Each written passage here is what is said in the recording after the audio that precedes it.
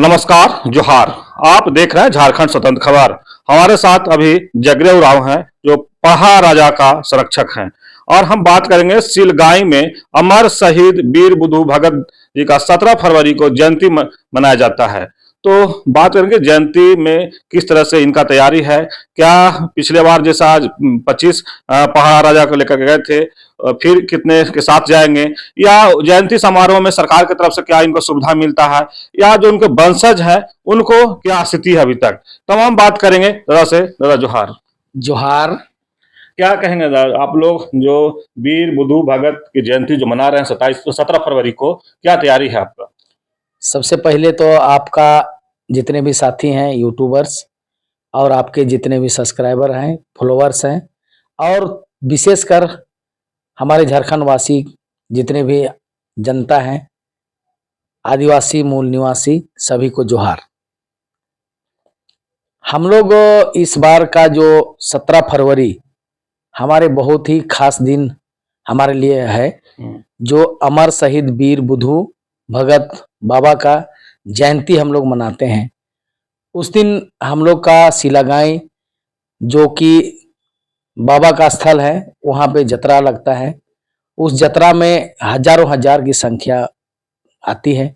इस बार भी पूरे उम्मीद के साथ लगता है कि हजारों की भीड़, लगभग 50,000 से ऊपर की भीड़ होगी।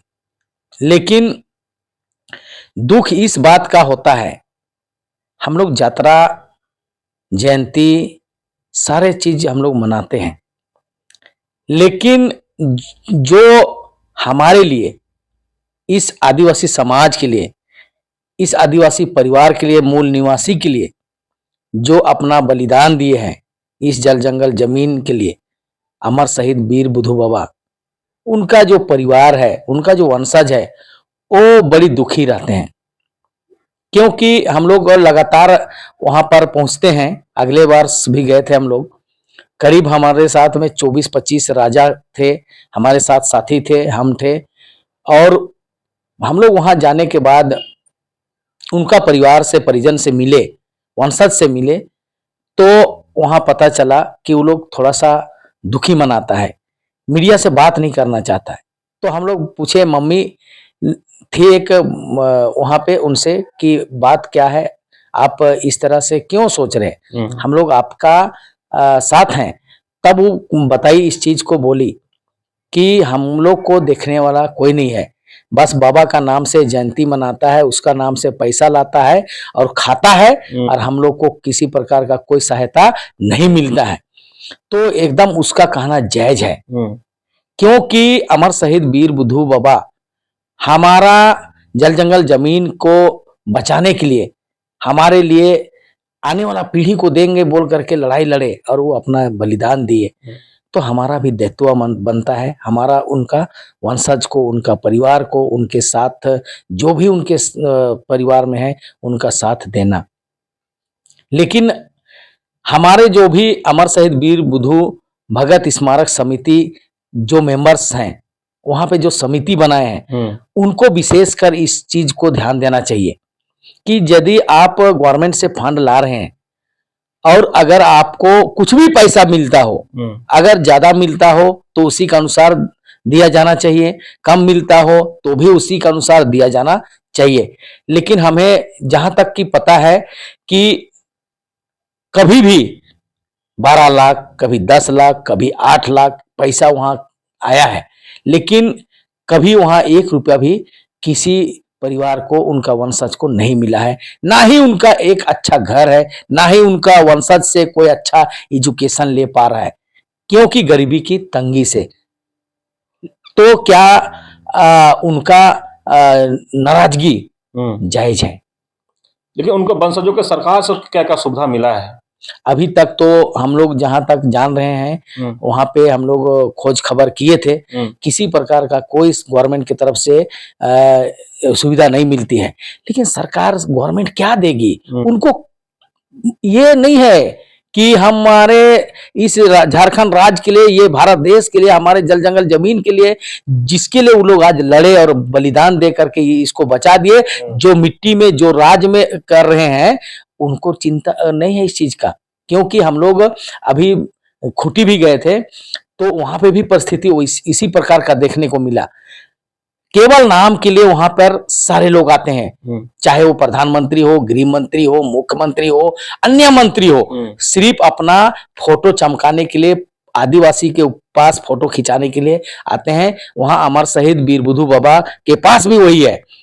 तो सरकार तो है ही, तो कम से कम आदिवासी समाज का जो हम लोग हैं, जो अगुवा करता है, तो उनको ध्यान रखना चाहिए कि अगर अमर शहीद वीर बुधू भगत बाबा का नाम से जब हम 12 लाख रुपया ला रहे हैं, तो मेरा कहना है, मेरा मानना है कि कम से कम उनका पहला हक उनका परिवार को मिलना चाहिए। तो कम से कम 2 लाख रुपया उनको दे दीजिए, बाकी पैसा को आप समाज में खर्च कीजिए। ये मेरा सोच है। लेकिन दादा, जिस तरह से आबू आवास है, इंदिरा आवास है, तो ये सब सुविधा उनको मिला है कि नहीं मिला है, उनको वंशजों को? कुछ नहीं मिला है। एक बार किसी का नाम से इंदिरा आवास निकाला है, तो इंदिरा आवास से क्या आदिवासी समाज घर बना पाएगा क्या? है, अगर अमर शहीद है, महापुरुष है उन लोग, और आप अगर गांव में एक नल्ली भी बनवाते हैं तो ठेकेदारी लगाते हैं, भवन बनाते हैं तो ठेकेदारी लगाते हैं, और जब पारी आती है गरीब को घर देने की, तो गरीब को उसका खेत बंदी करवा के उसको फंसा देते हैं। तो ये कहाँ का न्याय है? तो हम कहना चाहेंगे गवर्नमेंट को कि यदि अगर महापुरुष को ख्याल रखना है, तो सबसे पहले उनका जितने भी वंशज है, आप ठेकेदारी लगाइए, उनको पैसा मत दीजिए। वो पैसा नहीं मांगता है, वो घर मांगता है, तो उनको घर दीजिए ना। आप रोड बनवा दीजिएगा, क्योंकि आपको ठेकेदारी लगाइएगा, कमीशन मिलेगा। लेकिन अबुआ आवास, पीएम आवास, इंदिरा आवास आप उलझाने के लिए दीजिएगा उस परिवार को, जो कि उसके पास किसी तरह जीवन यापन अपना कर रहा है, और उसको 1-2 रूम का बिल्डिंग बनाने के लिए 1 लाख रुपया देते हैं, तो वो कहां से बन पाएगा? लेकिन दादा, इस बार जो वीर बुधू भगत 17 फरवरी को समारोह करेंगे, उसमें क्या क्या सुविधा रहेगा? क्या लोग आएंगे, बहुत भीड़ रहेगा वहाँ? तो जो समिति है, समिति की तरफ से क्या क्या सुविधा होता है कि जो लोग आए अच्छा से यहाँ से जयंती बना के जाए? अभी तक तो हम लोग देख पाए हैं, उसमें से किसी प्रकार का कोई सुविधाजनक अच्छा से नहीं रहता है। लेकिन अब इस बार देखा जाता है कि क्या करता है लोग। लेकिन अब बोले कि 12 लाख से ऊपर लोग पैसा आता है सरकार की तरफ से, फिर भी सुविधा एकदम 10 लाख, 12 लाख, 8 लाख पैसा हमेशा आता है, लेकिन किसी प्रकार का कोई सुविधा नहीं है। इतना तक है कि वहां जो नाचने के लिए, अपना प्रोग्राम देने के लिए बाबा वीर बुधू भगत को अपना ये पूजा अर्चना करने के लिए जाते हैं, पानी जल ढालने, वो लोग को भी किसी प्रकार का कोई सुविधा नहीं मिलता है, बल्कि अपना गाड़ी बुक करके वहां पे सांस्कृतिक प्रोग्राम दिखाने के लिए जाती है, और उसका उधारी में अभी तक पैसा है, ऐसा भी सुनने को मिलता है। तो हम कहना चाहते हैं कि जब पैसा आप लाते हैं तो ये पैसा दीजिए ना। और जनता को भी हम कहना चाहते हैं कि वैसे जगह में हम लोग को किसी का कहने से क्यों जाते हैं, और जाते हैं तो वही मंच में सवाल क्यों नहीं करते हैं? अगर नहीं मिलता है तो कोई दिक्कत नहीं है, हम चंदा करके आएंगे।